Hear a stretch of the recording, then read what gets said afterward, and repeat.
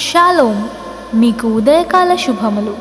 అనుదిన వాక్య ధ్యానం డైలీ బ్రెత్కు మీకు స్వాగతం. Praise the lord. ఈ దినము కొరకు సిద్ధపరచబడిన దేవుని వాక్యము ఆదికాండము 18వ అధ్యాయము 19వ వచనం చదువుకుందాం. ఎట్లనగా, యెహోవా అబ్రహామును గూర్చి చెప్పినది అతనికి కలుగు చేయునట్లు తన తరువాత తన పిల్లలను తన ఇంటివారును నీతి న్యాయములు జరిగించుచు యెహోవా మార్గమును గైకొనుటకు అతడు వారికి ఆజ్ఞాపించినట్లు నేను అతని ఎరిగి ఉన్నానెను. ప్రభునందు ప్రియులారా, ముందుగా మీకు హృదయపూర్వక వందనములు తెలియజేస్తున్నాను. ఇక్కడ అబ్రహాము కుటుంబం గురించి దేవుడు చెప్తున్నటువంటి మాటలు ఇవి. అంటే దేవుడు నివసించేటువంటి ఇల్లు ఎలా ఉంటుంది, ప్రభువు యొక్క నివాసం, ఆ క్రైస్తవ గృహం ఎలా ఉంటుందనేటువంటి విషయాన్ని మనం చూస్తున్నాం. ప్రభు యొక్క నివాసం యొక్క ఉత్తమ చిత్రాల్లో ఒకటి మనం అబ్రహాము యొక్క కుటుంబం గురించి చెప్పొచ్చు. దేవుడు నివసించే గృహం నీతి న్యాయం లేకుండా క్రైస్తవ సంఘం ఎప్పుడు కూడా వర్ధిల్లదండి. అంటే మన గృహంలో ప్రభువు లేకుండా మనం నీతి న్యాయం లేకపోతే మనల్ని బట్టి సంఘము కూడా వర్ధిల్లదు. ఇది దేశమునకు వెన్నెముక. దేవుడు నివసించే ఇల్లు అనేది తల్లిదండ్రులు క్రైస్తవ ప్రేమతో కలిసి ఉండే ఒక వ్యవస్థ అండి. ఇది ఇక్కడ పిల్లలు స్వాగతించబడతారు. అంతేకాదు, లేఖనముల యొక్క ఆధారంగా బోధించబడతారు కూడా. మన ప్రభు అయిన యేసు మన ఇంటికి శిరస్సు వంటి వాడు మాత్రమే కాదండి, అసలైన శిరస్సు ఆయనే. ఇక్కడ పేరెంట్స్ ఉంటారు, చిల్డ్రన్ ఉంటారు. అందరూ కుటుంబ ఆరాధన కోసం ప్రతిరోజు సమావేశమవుతారు. అదే ప్రభు నివాసం అంటారు.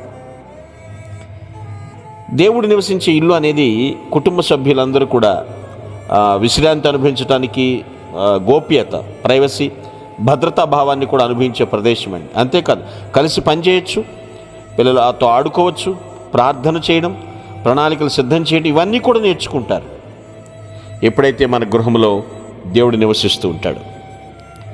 క్రైస్తవ గృహం అంటే సభ్యులు ఒకరినొకరు సమాన హక్కులు కలిగి ఉన్నవారుగా ఒకరినొకరు గౌరవించుకుంటాం కూడా నేర్చుకుంటారండి. ఇక్కడ విధేయత ఉంటుంది, నిజాయితీ ఉంటుంది.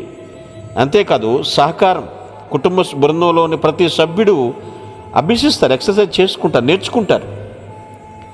దేవుడు నివసించే ఇల్లు అనేది ప్రభుని క్రీస్తుని ప్రసరింపచేస్తుందండి. అపరిచితులను స్వాగతిస్తుంది. అంతేకాదు, కొలత లేకుండా ఆతిథ్యం అందజేస్తుంది. ఇది దేవునికి భయపడే తండ్రి, దేవునికి భయపడే తల్లి, ఇంకా దేవునికి భయపడే పిల్లల్ని కలిగి ఉంటుంది. కుటుంబం అంటే అదే కదా, నివాసం అంటే అదే కదా. మరి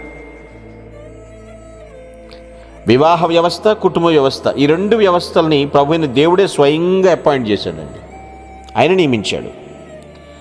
ఫ్యామిలీ మెంబర్స్ అనుసరించాలని ఆయన కోరుకునే అన్ని నియమాలు కూడా బైబిల్లో అన్నీ కూడా ఆయన ఎంట్రీ చేశాడు, నమోదు చేశాడు. కుటుంబంలో ప్రతి క్రైస్తవుడు అనుసరించాల్సిన ఒక క్రమం ఉంది. ఈ క్రమంలో ఫస్ట్ అండ్ ఫార్మోస్ట్ ఎవరై అంటే దేవుడు మొదటివాడు. అవును, తర్వాత భర్త వస్తాడు, మూడో స్థానం భార్యకు, చివరిగా పిల్లలు. ఈ క్రమాన్ని తారుమారు చేయకూడదండోయ్. ఈ క్రమాన్ని తారుమారు చేసే ఏ ఇల్లు అయినా సరే దేవుని ప్రణాళికను విచ్ఛిన్నం చేస్తుంది. అంతే కదా, దేవుని ప్రణాళిక భగ్నమైపోయినట్టు. అంతేకాదు, ఆ ఇంట్లో ఉన్న సమాధానాన్ని కూడా నాశనం చేసేస్తుంది. సో మనం అందరం దేవుడు చెప్పిన నియమాలకు కట్టుబడి మంచి కుటుంబ జీవితాలను కలిగి ఉండాలి. అదే మనకు ఆశీర్వాదం. ఆయన ఏ క్రమం పెట్టాడో ఆ క్రమాన్ని పాటిద్దాం, అతిక్రమించకూడదు. మంచి ఫ్యామిలీ లైఫ్ను మనం కలిగి ఉంటాం. మా గృహంలో దేవుడు నివసిస్తున్నాడు అని దేవుని సన్నిధిలో సాక్షిగా జీవిస్తూ అనేకులకు మాదిరికరంగా ప్రవర్తించుదుముగాక. ఆమేన్. మీ కొరకు ప్రార్థించుటకు మేమెల్లప్పుడూ సిద్ధం. Praise the lord. ప్రభు నామమున మీ అందరికీ వందనములు. ఈ మా సందేశముల ద్వారా మీరు ఆశీర్వదింపబడినట్లయితే మీ తోటి వారికి షేర్ చేసి దేవుని రాజ్య సువార్తలో మీరు కూడా పాలుభాగస్తులు కావాలని ఆశిస్తున్నాం. మొదటిసారిగా ఈ ఛానల్ను చూస్తున్నట్లయితే మా ఛానల్ను సబ్స్క్రైబ్ చేయండి. వీడియోలు నోటిఫికేషన్ రూపంలో పొందుటకు బెల్ బటన్ని ప్రెస్ చేయండి. God bless you.